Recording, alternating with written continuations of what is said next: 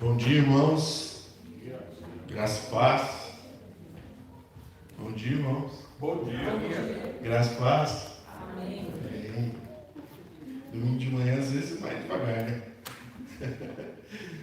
Muito bom a gente poder estar junto aqui nessa manhã para louvar o nosso Deus e agradecer o nome dele. Nós queremos agradecer ao Senhor pelas suas bondades, suas misericórdias, suas maravilhas, como nós vimos aqui nos Salmos em que a gente leu no início do culto. E eu quero continuar vendo com vocês o livro de João. Nós temos alguns boletins ali atrás, onde tem o texto da palavra. Se você não pegou, você pode pegar. Se você trouxe a sua Bíblia, nós estamos em João capítulo 11. João capítulo 11 é um momento em que Jesus vai fazer provavelmente o milagre mais espetacular de toda a trajetória dele, né? É a ressurreição de alguém, mas não é uma ressurreição comum. A ressurreição de Lázaro era de alguém que já estava morto há mais de um dia, né? Nós vamos ver no texto que a irmã de Lázaro vai dizer: olha, melhor não mexer, já morreu faz 4 dias, então deixa aí do jeito que está. Então, hoje nós vamos entrar nesse ambiente, mas muito mais do que falar da ressurreição de Lázaro, que é muito interessante esse texto, porque tudo que Jesus faz para ressuscitar Lázaro é dizer assim: Lázaro, vem fora. É tão simples no texto. Se a gente fosse pregar sobre Lázaro, a gente ia pregar só um versículo aí. Mas todo o entorno dessa história, tudo aquilo que acontece, o grupo de pessoas que está em volta, todos aqueles que precisavam estar ali para entender esse milagre, todos que precisavam estar ali para entender o coração deles, como estava o coração deles, qual é a ação de Deus em agir ali naquele momento. Então eu quero convidar vocês para ver isso. Vamos lembrar, semana passada a gente viu Jesus estava num momento bom do evangelho, da carreira dele, né? Se a gente fosse pensar na carreira de Cristo, a carreira missionária. Você sabe que o missionário, aquele que prega a palavra de Deus, aquele que leva a palavra de Deus, ele tem um interesse de ganhar almas para Jesus. Ele quer ver pessoas chegando. Agora você imagina Jesus pregando. O desejo do coração dele é que as pessoas viessem. E nós vimos que ele chega em Jerusalém, prega e as pessoas querem matá-lo. O final do ambiente de Jesus em Jerusalém, a última vez que ele estava no templo, as pessoas cercaram ele no templo e pegaram pedras para matá-lo. Ele sai, ele vai ali para onde João Batista pregava, fica ali um período, e ali ele ensina a palavra, e as pessoas vêm, e o contexto desse tempo de Jesus, João descreve assim: muitas pessoas vinham, criam nele e diziam: ele é tudo que João Batista falou. Realmente este homem é tudo aquilo que João Batista falou. Então as pessoas vinham, se convertiam, eram batizadas. Jesus está nesse ambiente gostoso, mas de repente chega uma má notícia. Alguém chega para ele e diz: você precisa sair daí. O seu amigo Lázaro, a quem você ama, está muito doente. Jesus ouve a notícia, espera um tempo mais, e depois ele decide visitar Lázaro, mas agora ele não vai visitar um Lázaro doente. Ele vai visitar um Lázaro que está morto. E nesse ambiente, quando ele diz para os discípulos: a gente precisa visitar Lázaro, os discípulos dizem: nossa, então ele está doente ainda? Não, ele está dormindo. Aí os discípulos falam para ele: não, então ele já melhorou, deixa quieto, né? Visita depois. Aí Jesus diz: não, ele está dormindo, ele morreu. Aí os discípulos falam: então por que tu vai lá? Por que vai visitar o morto? Deixa para outra hora, olha como é que está aqui. E outro, o pessoal quer te matar lá, você vai lá. O senhor vai pôr sua vida em risco. E outro, o senhor não vai pôr só a sua vida, o senhor vai pôr a nossa em risco também. Vamos ficar por aqui. Jesus diz: não, eu preciso ir lá. E aí um dos discípulos, chamado Tomé, disse: não, vamos lá, vamos, se tiver que morrer com ele, a gente vai morrer. Os discípulos têm uns ímpetos assim, em alguns momentos, né? Pedro diz: eu morro pelo Senhor. Agora é Tomé que fala: não, a gente morre mesmo, vamos lá, a gente vai morrer pelo Senhor. Então eles decidem subir, eles decidem ir visitar Lázaro. Nós aprendemos então, nesse momento em que ele vai visitar Lázaro, duas lições no primeiro momento do texto que a gente viu semana passada. Que a primeira é confiar no relógio de Deus. A gente viu isso semana passada. Todo mundo estava dizendo, o senhor chegou tarde. Mas nós vimos que Deus tem o seu próprio tempo. E nós somos convidados a confiar nesse relógio. Segunda coisa que nós vimos no texto é estar disposto a morrer com Ele, correr risco de vida com Ele, porque é infinitamente melhor correr risco com Ele do que estar sem Ele. Então, alguns discípulos tiveram essa ênfase, e nós vimos isso a semana passada. Hoje, eu quero convidar você a ler o restante do texto. Vai do verso 18 ao verso 44. Então, acompanhe comigo o que diz o texto da palavra de Deus. Ora, Betânia ficava a mais ou menos 3 quilômetros de Jerusalém. Muitos judeus vieram visitar Marta e Maria a fim de consolá-las por causa do irmão. Marta, quando soube que Jesus estava chegando, foi encontrar-se com ele. Maria, porém, ficou sentada em casa. Então Marta disse a Jesus: se o Senhor estivesse aqui, o meu irmão não teria morrido. Mas também sei que, mesmo agora, tudo que o Senhor pedir a Deus, Ele vai conceder. Jesus disse a ela: o seu irmão há de ressurgir. Ao que Marta respondeu: eu sei que ele há de ressurgir na ressurreição do último dia. Então Jesus declarou: eu sou a ressurreição e a vida. Quem crê em mim, ainda que morra, viverá. E todo o que vive e crê em mim, não morrerá eternamente. Você crê nisso? Marta respondeu: sim, Senhor. Eu creio que o Senhor é o Cristo, o Filho de Deus, que devia vir ao mundo. Depois de dizer isso, Marta foi chamar Maria, sua irmã, e lhe disse em particular: o mestre chegou e está chamando você. Quando Maria ouviu isso, levantou-se depressa e foi até ele, pois Jesus ainda não tinha entrado na aldeia, mas permanecia onde Marta o havia encontrado. Os judeus que estavam com Maria em casa e a consolavam, vendo-a se levantar depressa e sair, seguiram, pensando que ela estava indo no túmulo chorar. Quando Maria chegou ao lugar onde Jesus estava, ao vê-lo, lançou os seus pés, dizendo: se o Senhor estivesse aqui, o meu irmão não teria morrido. Quando Jesus viu que ela chorava e que os judeus que a acompanhavam também choravam, agitou-se no espírito e se comoveu. E perguntou: onde vocês puseram? Eles responderam: venha, Senhor, venha ver. Jesus chorou. Então os judeus disseram: vejam quanto ele o amava.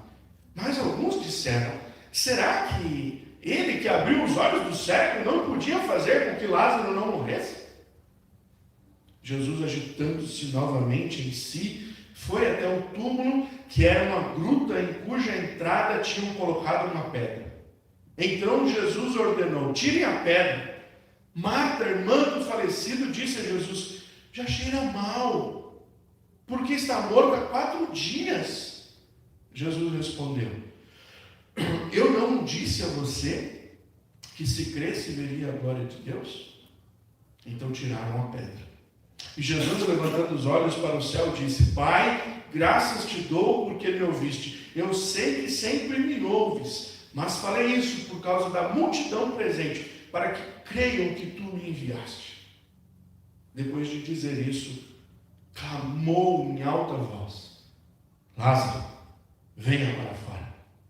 Aquele que tinha morrido saiu, tendo os pés e as mãos amarrados com ataduras e o rosto envolto num lenço.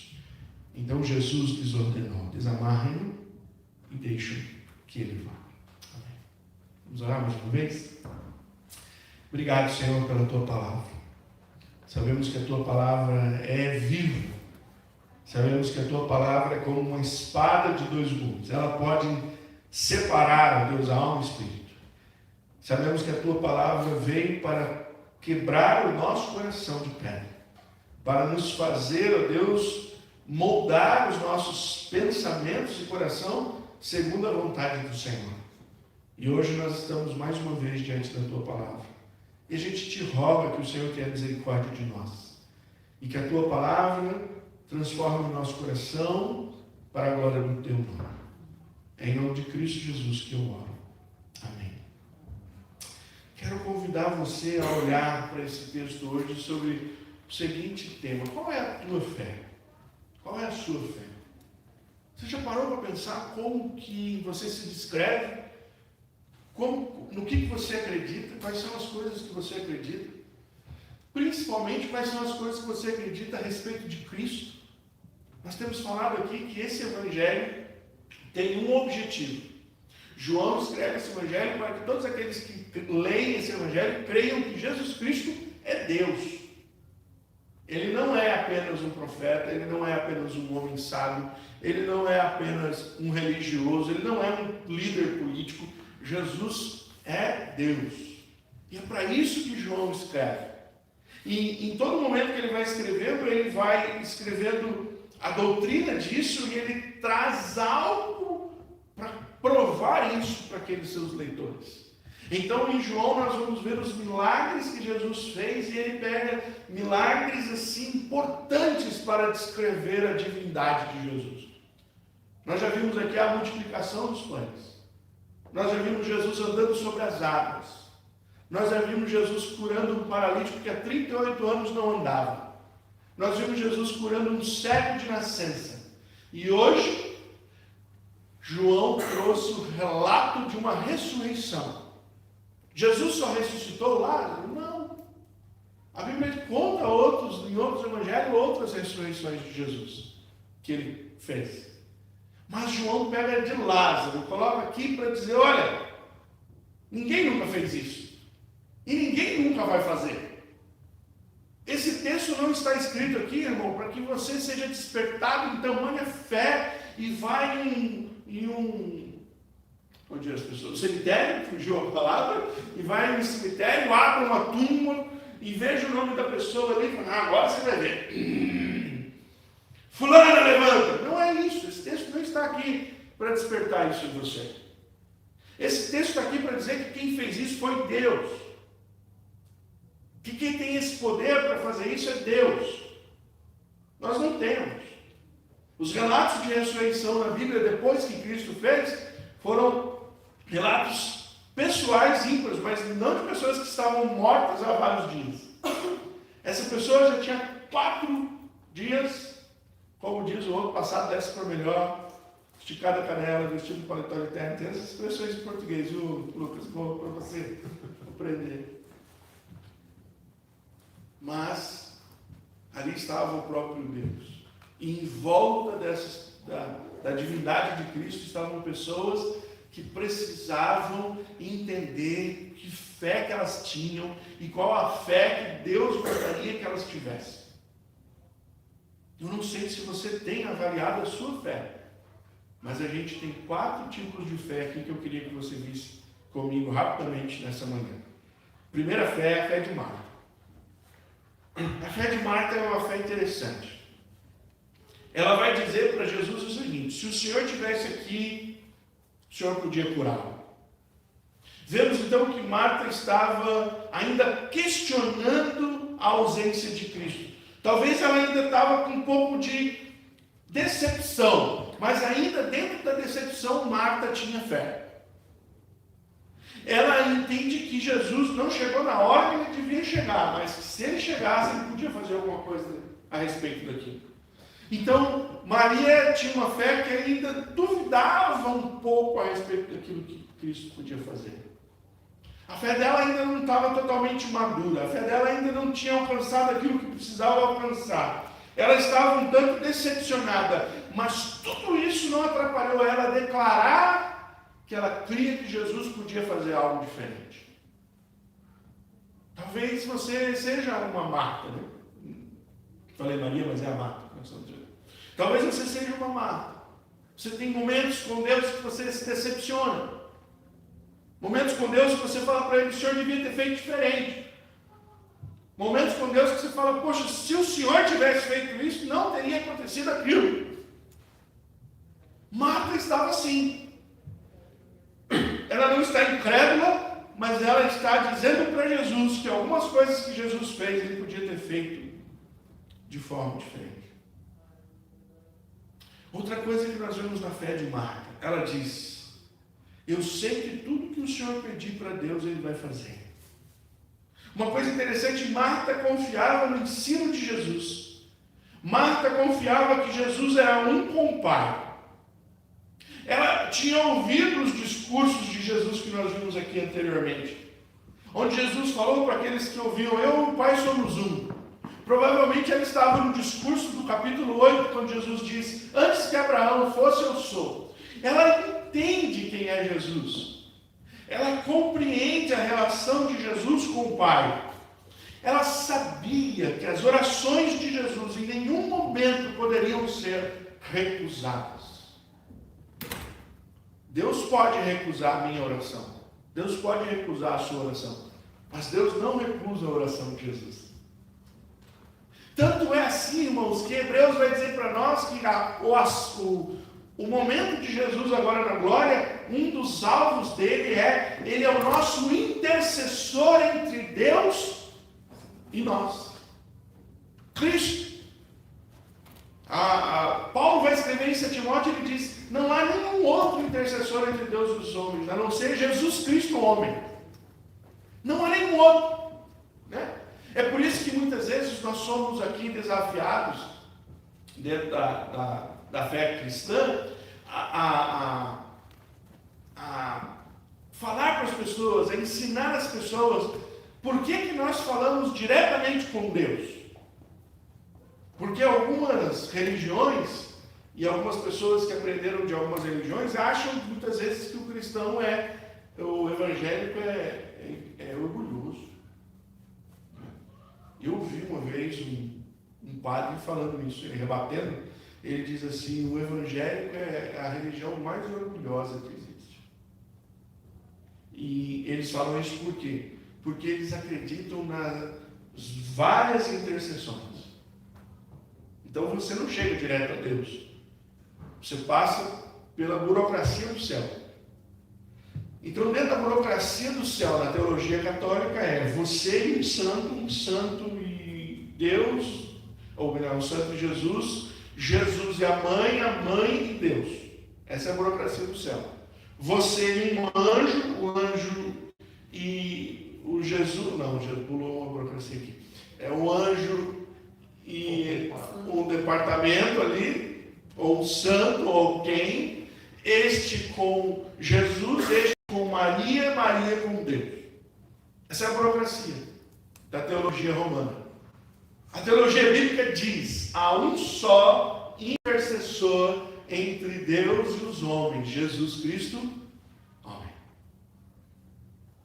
Hebreus vai dizer que há um único caminho criado para nós, por meio de Jesus, pelo seu sangue. Então nós não somos orgulhosos por dizer, Deus me escuta. Não. Nós somos crentes na revelação bíblica de que Deus escolheu ouvir você por meio de Jesus. É por isso que quando nós terminamos uma oração, nós dizemos em nome do pastor Jesus, né? Não é assim que vocês oram em casa? Você está orando lá e fala assim, em nome do pastor. Não é assim? Ainda bem que não, irmão. Nós oramos em nome de Jesus. Marta sabe disso. A fé de Marta está baseada em alguém que pode ouvir, em alguém que pode fazer. E ela diz, eu sei que o que o Senhor disser, Deus vai fazer. Por isso Jesus diz, tudo que pedirdes em meu nome, crendo, recebereis. Porque Ele tem poder e a comunhão dele com Deus. E Ele é um com Deus e Ele pode resolver. Essa é a fé de Marta. A outra fé de Marta ele diz, eu sei que Lázaro ressuscitará no último dia. Ela está discipulada.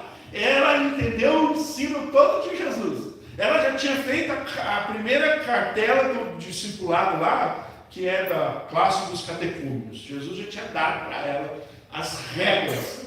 E você vai ressuscitar no último dia. Entende, Marta? Ela estava nessa aula. Marta, como discípulo de Cristo, tinha fé na ressurreição dos mortos. Ela não combinava mais com os saduceus. Os saduceus diziam, ensinavam que não havia ressurreição. Marta já tinha entendido o que Jesus ensinava. Jesus tinha dito que no último dia todos vão ressuscitar. Então, ela diz, eu creio, Senhor, eu creio que no último dia Lázaro vai ressuscitar. Jesus diz para ela, aquele que crê em mim, ainda que morra, viverá. E aí Jesus diz uma coisa que é interessante no texto, ele diz, eu sou a ressurreição. Eu sou a ressurreição. Por que Jesus estava falando isso com Marta? Lázaro não vai precisar esperar o último dia, porque a ressurreição está aqui. A ressurreição estava presente. O milagre estava sendo possível porque a ressurreição estava ali. Marta não tinha entendido isso, mas a fé dela era que haveria um dia em que Lázaro voltaria dos mortos, com ele e todos aqueles que creem em Jesus vão voltar dos mortos.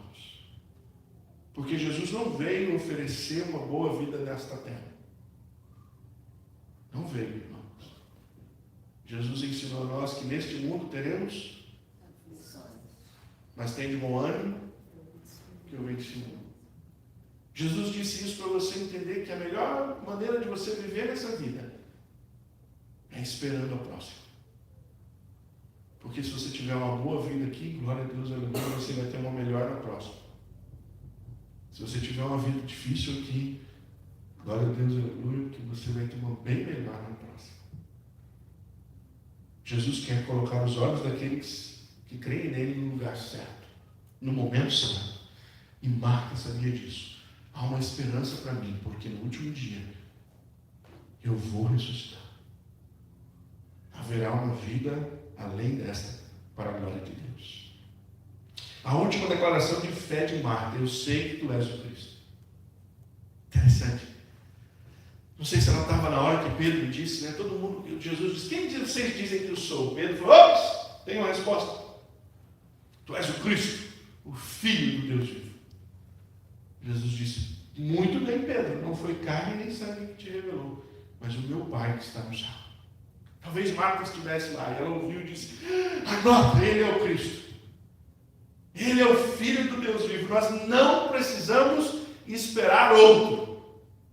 Os judeus que não creem em Cristo, irmãos, eles são reconhecidos quando você vê um vídeo lá em Israel, no Muro das Lamentações.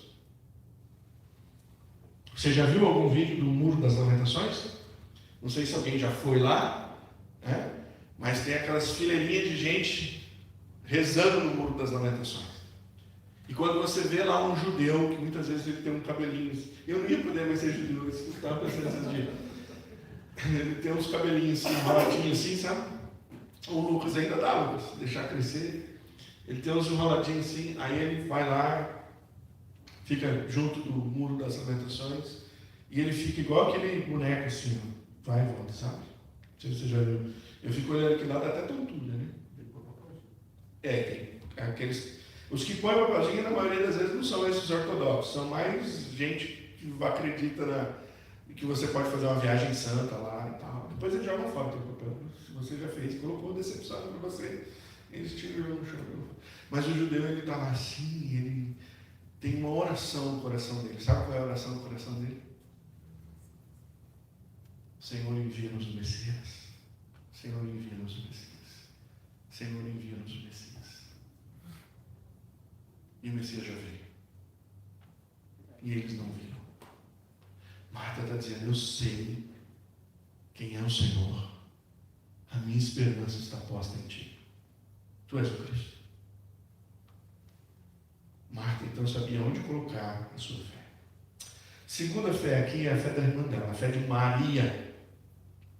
A fé de Maria é uma fé mais, vamos dizer assim, vibrante. Maria é mais emotiva. Maria ela gosta de fazer as coisas para mostrar a fé dela. E quando ela vai chegar lá perto de Marta, de Jesus, tem uma diferença da chegada dela para a chegada da irmã. Marta chega, para na frente de Jesus e diz: se o Senhor tivesse vindo aqui, meu irmão não tinha morrido. Talvez Marta parou perto, longe de Jesus, temendo, né? As pessoas estão todas em volta. Maria é diferente. Maria chega e o texto diz que ela se prostra aos pés de Jesus. Ela não se preocupa com quem está perto. Ela não se preocupa com o que irão pensar dela. Mas ela está ali para demonstrar no ato a sua adoração. Maria adora Jesus. Maria é aquela que reconhece a sua divindade. Prostrou os seus pés daquele que é Senhor, daquele que comanda. Embora a sua fala seja a mesma de Marta: Senhor, se o Senhor tivesse aqui, isso não teria acontecido. É uma palavra vindo de um coração que adora. Que aquele momento de tristeza não impede ela de adorar Jesus. Maria demonstra para nós a fé de alguém que, mesmo em meio a sofrimento, sabe que Cristo é digno de adoração. Muitas vezes, as nossas vidas levam a gente para caminhos tortuosos. E muitas pessoas nesses caminhos tortuosos, às vezes, perdem a sua fé. Perdem a sua esperança. Não acreditam mais em Jesus como deviam. Não querem vir mais à igreja, não querem mais adorar a Deus, não querem mais ler a Bíblia, não querem mais celebrar. Porque uma coisa muito ruim aconteceu. E a decepção entrou no seu coração. A frieza espiritual tomou conta. E ela entendeu que Jesus é o culpado. Então ele não merece mais adoração. Marta disse: está doendo aqui dentro. Meu irmão está morto. Mas o Senhor continua sendo Deus. Então eu o adoro. Você já sofreu alguma dor que você achou que Jesus não estava mais ao seu lado? Se você já passou por isso, reflita. A fé de Maria nos ensina que mesmo no meio das dores, nós podemos enxergar quem Ele é. Ele é o Deus Todo-Poderoso e merece a nossa adoração. A terceira fé, irmãos, é a fé dos judeus. A fé dos judeus é uma fé interessante. A fé dos judeus continua sendo a mesma. Eles creem duvidando. É aquele pessoal que diz: mas será que é? Todo momento de Jesus em Jerusalém você vê, uns creem, outros não. Uns creem, outros entregam Jesus. Uns creem, outros pegam e pegam. Os que creem, às vezes, voltam a descrer. Os judeus envolvidos na religião judaica ali, no centro de Jerusalém, eles não conseguem entender Jesus. Eles estão cegos. E aqui a palavra deles é o seguinte: será que aquele que curou o cego de nascença não tinha poder para curar o seu amigo? Oxi, por que não veio antes? Por que não pegou um táxi? Por que não chegou 4 dias antes? 7 dias antes? Por que não veio aqui mudar a história daquele que ele amava? Então a fé deles é uma fé que conjectura as ações de Deus. Às vezes nós temos a fé dos judeus. Nós olhamos para Deus e somos petulantes o bastante para dizer: o Senhor devia ter feito dessa jeito. O Senhor devia ter agido na vida daquela pessoa, daquele. Se o Senhor tivesse feito aquilo que ela queria, ela não estava nessa situação. Às vezes a gente vê uma desgraça na vida de uma família, a gente fica olhando e fala assim: caramba, hein? Onde está Deus? O salmista descreve o coração desses judeus aqui, há 1000 anos atrás, quando ele diz: o salmista diz assim, diz o incrédulo no seu coração, onde está o teu Deus? Diz o ímpio no seu coração, onde está o teu Deus? Os judeus aqui, a fé deles é a seguinte, ele pode curar algumas coisas, pode fazer alguns milagres, mas por que ele não veio? Tem um monte de gente assim ao redor da gente, sabia?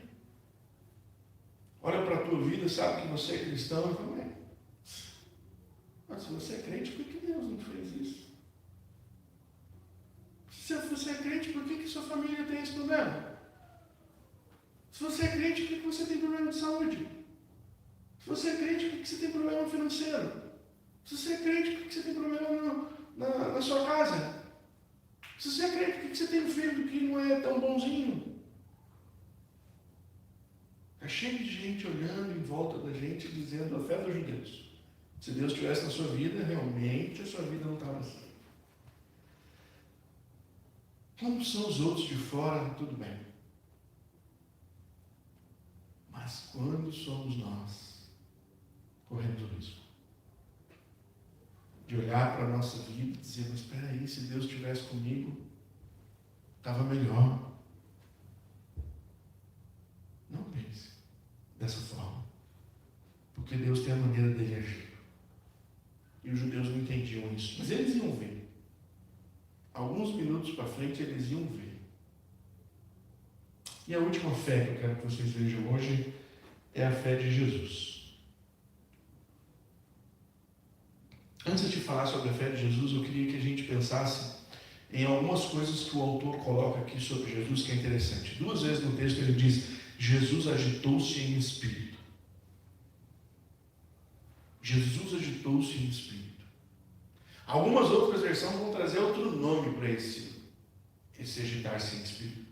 Algumas versões vão dizer que Jesus se exaltou. Foi claro. Talvez Jesus não tenha falado nada. Talvez Jesus tenha simplesmente urrado. Alguns vão dizer que Jesus fez exprimiu algum.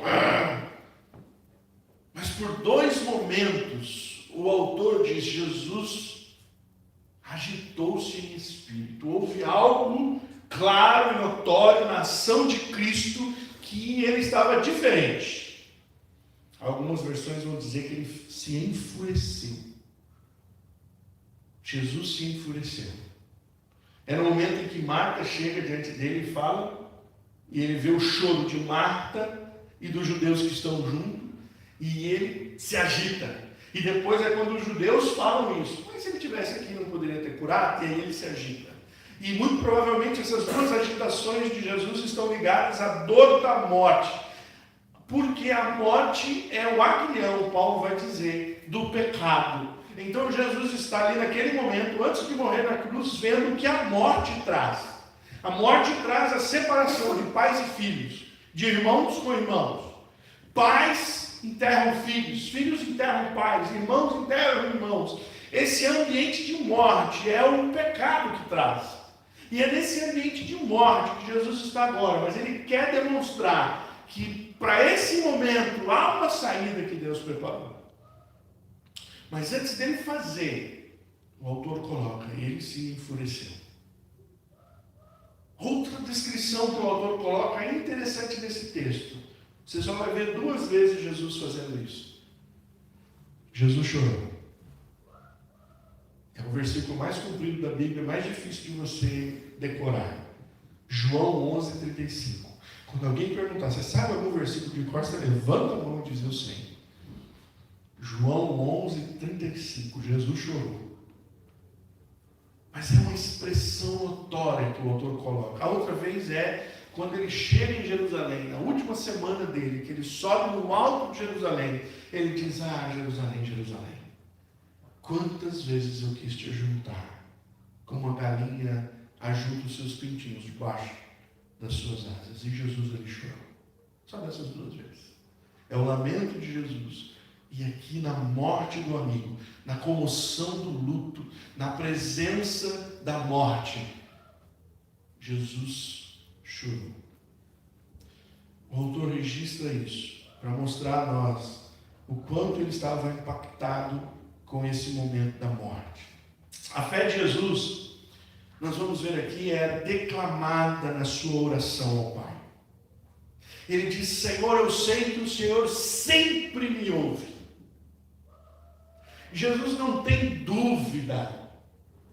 Jesus é alguém que tem uma fé 100% pura. É por isso que ele diz: se você crê, alguém crendo que Deus pode fazer, dirá a este monte: saia de lá e jogue-se aqui. Jesus não pode duvidar em nenhum momento. Por isso ele diz: eu sei que o Senhor sempre me ouve. Mas agora eu estou orando aqui em voz alta para que eles saibam. Para que todos saibam que eu sou diante do Senhor. E então, Jesus ora e o milagre acontece. Ao demonstrar toda a sua confiança em Deus, Jesus traz Lázaro à vida. Algo muito maior do que as fés que estão ali poderiam fazer. A fé de Jesus coloca as fés que estão ali embaixo, mostrando para eles que eles precisavam crescer, que eles precisavam entender quem Jesus era na sua divindade, mostrando que eles precisavam entender quem Jesus era na sua essência. O convite desse texto hoje, meus irmãos, é que a gente olhe para tudo isso e entenda que nós precisamos conhecer Cristo mais e mais. Nós não podemos achar que nós estamos bem com aquilo que nós conhecemos de Jesus. O crescimento da nossa fé precisa ser diário, a nossa vida com Deus precisa ser significativa e nós precisamos nos aprofundar em Jesus todos os dias. O ensino que Jesus tem para todos aqueles que ali estavam de lado era: se vocês creem, vocês verão a glória de Deus. Se vocês creem, vocês verão a glória de Deus. Há um verso em Efésios capítulo 3, verso 20, que diz assim: aquele que é poderoso para fazer infinitamente mais do que pedimos ou pensamos. Interessante porque as pessoas que pediram para Jesus aqui nesse texto pediram uma coisa só: ah, se o Senhor tivesse vindo antes. Um lamento: ah, se o Senhor tivesse vindo antes. Eles estavam crendo que Jesus podia curar o enfermo. Mas Paulo vai escrever para a gente nunca esquecer: aquele que é poderoso para fazer infinitamente mais do que pedimos, do que pensamos. É essa fé que o Senhor quer colocar em nossos corações. Marta e Maria só alcançavam a fé da possibilidade do irmão ser curado antes de morrer. Os judeus achavam que talvez ele pudesse curar Lázaro se tivesse chegado a tempo. Ninguém tinha em mente que Lázaro levantaria do túmulo. Nem mesmo os discípulos dele, que ele disse: eu vou lá levantar Lázaro. Contudo, na frente daquele sepulcro estava o Senhor da vida. E a morte não pôde deter Lázaro. Nada que Jesus queira fazer é impossível. Eu quero concluir a mensagem de hoje trazendo uma pergunta para você: como anda a sua fé em Cristo? A sua fé se assemelha mais com a Marta, com a Maria, com os judeus? O quanto você precisa crescer na sua fé? Deus deixou um caminho para que você continue crescendo, conhecendo Deus, sabendo que Ele é poderoso para fazer infinitamente mais. Sabendo que Ele é poderoso para mostrar para você, se você crer, você vai ver a glória de Deus. Amém? Vamos lá? Querido Deus, reconhecemos a Tua grandeza, o Teu poder. Sabemos que em todas as coisas o Senhor é poderoso. Reconhecemos que o Senhor pode fazer infinitamente mais. Cremos que o teu poder não está restringido a momentos ou coisas que o Senhor devia ou não fazer, mas sabemos que o Senhor pode fazer. O Senhor pode. Qualquer coisa, nada é impossível no Senhor. Alimenta o nosso coração com fé e ajuda-nos, ó Deus, a compreender quem é o Senhor. Nos aproxima de Ti, Cristo amado. Que a gente possa dia a dia nos desvencilhar das coisas desta vida para nos aproximarmos do Senhor. É o que oramos. Em nome de Jesus. Amém. Uma das coisas que você precisa crer é que Deus chamou você para estar na mesa com Ele. Uma das coisas que você precisa crer é que a ceia é um momento importante da sua fé. É onde você vai dizer para o Senhor que você crê que Ele morreu no seu lugar. Ceia não é comer um pedaço de pão. Ceia não é beber um pouco de suco de uva. Ceia é a expressão de fé daqueles que creem que Cristo de fato morreu por você.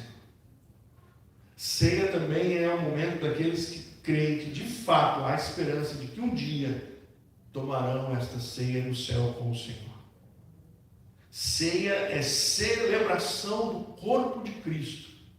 Por isso que a ceia não deve ser tomada dentro da sua casa, na pia da sua casa. Você e Deus, está aqui um pedaço de pão aqui, creio no Senhor. Não. A ceia é a celebração do corpo.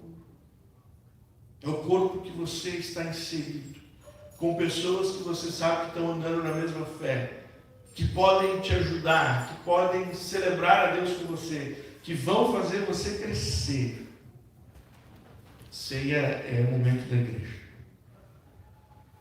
Então, nessa manhã, como nós temos ensinado aqui, nós convidamos a todos aqueles que creem em Jesus, que já confessaram Jesus como Senhor e Salvador de suas vidas, que já passaram pelo batismo, declararam publicamente a sua fé, que se junte a nós, que celebre a morte e a ressurreição de nosso Senhor Jesus.